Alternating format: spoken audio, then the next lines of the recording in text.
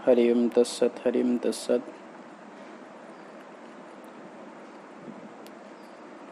श्री गणेशाय नमः। आज हम लोग आत्मबोध ग्रंथ का प्रारंभ करने वाले हैं।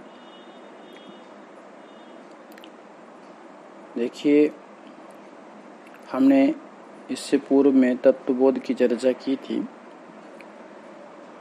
तत्वबोध कहने का मतलब है कि जो परम तत्व है, बोध माने ज्ञान, हमको उसका ज्ञान हो। अब आज से हम लोग आत्मबोध की चर्चा कर रहे हैं, यानी आत्मा का बोध। इसमें आत्मा का बोध कहने का भाव है कि हम कौन हैं और हम कहाँ से आए हैं और हमारा परम कर्तव्य क्या है। हम मानव है तो मानव का परम कर्तव्य क्या होना चाहिए और उसका मुख्य उद्देश्य क्या होना चाहिए, उसी को लेकर के इस ग्रंथ में चर्चा है।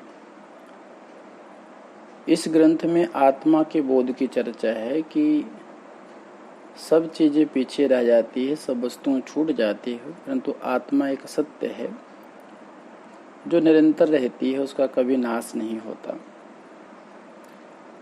तो परंतु उसका ज्ञान हमें कैसे हो, उसका बोध हमें कैसे हो, तो इसमें छोटे छोटे सूत्र दिए हैं। छोटा सा ग्रंथ है बहुत, जिसका महत्व बहुत बड़ा है। चलें आज हम लोग इसकी प्रारंभ करते हैं। ओम तपोभि क्षीण पापानां शांतानां वेतरागिनां मुमुक्षूनाम् अपेक्षोऽयम् आत्मबोधो विधीयते। आत्मबोधो विधीयते। कहते हैं तपो भी क्षीण पापानाम, मतलब जिस व्यक्ति ने तत्वबोध आदि ग्रंथों के माध्यम से अपने सिद्धांत बना करके तप किया है और उस तप के अनुष्ठान से जिनके पाप नष्ट हो गए हैं, जाने जो पाप रहित हो गए हैं, जो पाप निर्मुक्त हो गए हैं, ऐसे शांत व्यक्ति। और कैसे? वीतरागी नाम। वीतरागी उसको कहते हैं जो बिल्कुल विगता रागा यस्य स वीतरागः, जिसका राग चला गया है, जिसका मोह चला गया है, जिसका द्वेष चला गया है। इसलिए कहा वीतरागी नाम, यानी जो विरक्त हैं, जो संसार से अपने आप को बिल्कुल अलग करके चलते हैं और संसार में रहते हुए भी संसार का कोई असर उन पर नहीं होता। ऐसे वीतरागी पुरुष जो शांत है। और जो ऐसे मुमुक्षु हैं, यानी जो मुमुक्षु कहने का मतलब जो मोक्ष की इच्छा रखने वाले। एक तो होता है मोक्ष को प्राप्त हुआ व्यक्ति, एक होता मुमुक्षु। मुमुक्षु कहने का मतलब है जिसके अंदर मोक्ष की इच्छा है, मोक्ष को पाने की इच्छा हो। उनके लिए यह आत्मबोध लिखा जा रहा है, आत्मबोध कहा जा रहा है, आत्मबोध का प्रवचन किया जा रहा है।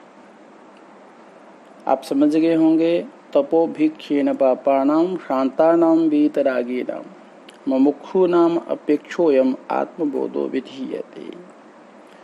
मतलब ऐसे संतों के लिए, ऐसे भक्तों के लिए, ऐसे प्रेमियों के लिए, ऐसे सत्संगियों के लिए आत्मबोध की चर्चा प्रारंभ हुई है, जिन्होंने तप के अनुष्ठान से अपने सभी पापों को नष्ट कर लिया है। अब इसमें जो समझने वाली बात है कि देखो, जो वर्णाश्रम धर्म होते हैं ना, उन वर्णाश्रम धर्मों का, या फिर यूं कहें कि जितने भी कर्तव्य है, जितने भी व्यवहार है,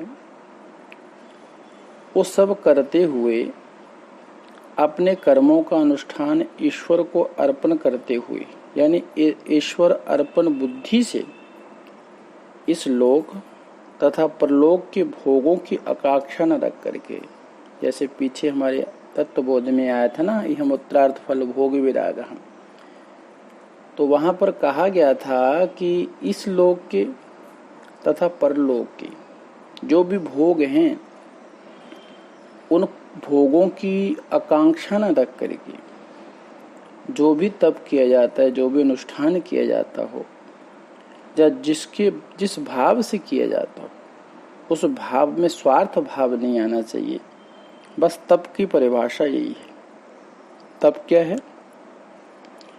तप यूं सीधा साधा कहें कि तप मतलब बिल्कुल निस्वार्थ भाव, यानी हमको कुछ नहीं चाहिए, हमारा प्रत्येक कर्म भगवान के लिए अर्पण हो, ईश्वर अर्पण बुद्धि के साथ किया जाए, वही तप कहलाता है।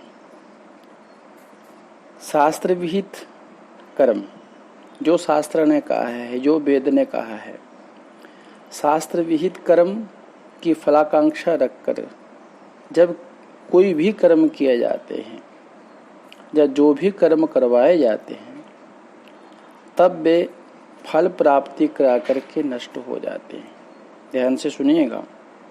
शास्त्र विहित, शास्त्र में बहुत से कर्म ऐसे आते हैं, जैसे स्वर्ग कामात् पशु जजेत पशुम जजेत आता है ना, कि अगर स्वर्ग की कामना हो तो पशु का जजन करना चाहिए, ऐसा कहा जाता है।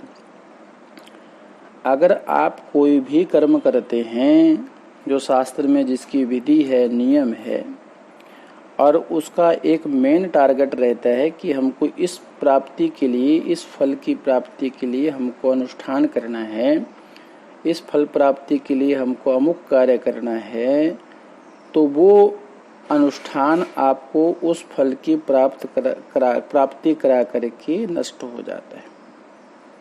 ये ध्यान रखिएगा। इसलिए अंतःकरण शुद्धि के साधन नहीं बनते वो कर्म, वो सिर्फ एक फल विशेष के लिए किया जाने वाला कार्य है, जो आपने किया और आपको फल की प्राप्ति हो गई, उसके बाद वो नष्ट हो जाते हैं। परंतु ये अंतःकरण शुद्धि में इसका कोई रोल नहीं है, बिल्कुल अंतःकरण की शुद्धि नहीं कर सकते।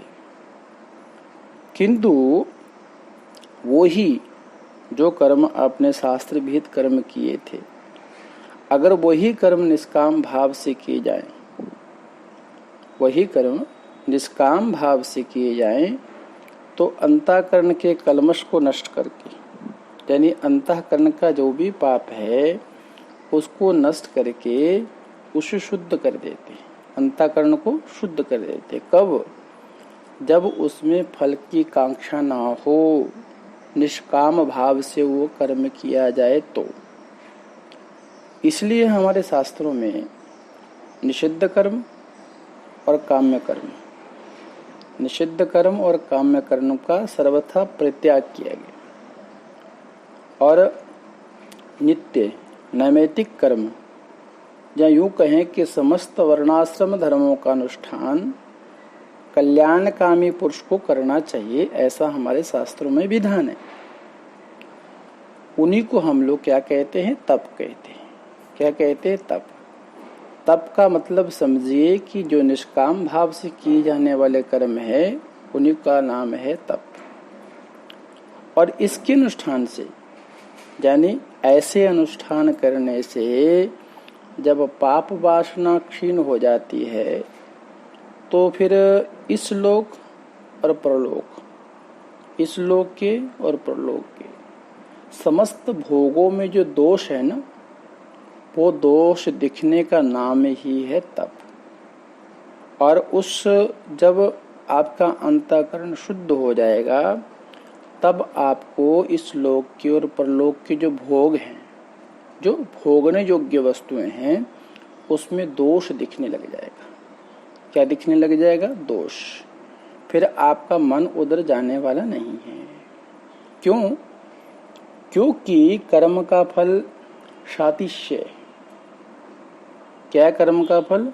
सातिश्य। और क्या है? अनित्य है। ऐसा हम लोग प्रत्यक्ष देखते भी हैं। और आप तो सभी लोग इस ग्रुप में बड़े बुद्धिमान हैं और कई लोगों से क्लासें चलती है आप लोगों की, वेदांत आदि का श्रवण करते हैं, तो उसमें ये सब कई शास्त्रों में ये चर्चा आती है कि जो फल होते हैं वो क्या होते हैं? अनित्य होते हैं। ऐसा प्रत्यक्ष देखा जाता है। यहाँ यद्देह कर्मचितो लोकाक्षीयन्ते एवं मूत्रार्थ पुण्य चित्तो लोकाक्षीयते क्षिण्णे पुण्यमृत लोकम विसंति। ये बहुत सी श्रुतियां हैं जो आपको मोटिवेट करेगी, जो आपका उत्साहवर्धन करेगी, जो आपको प्रेरित करेगी।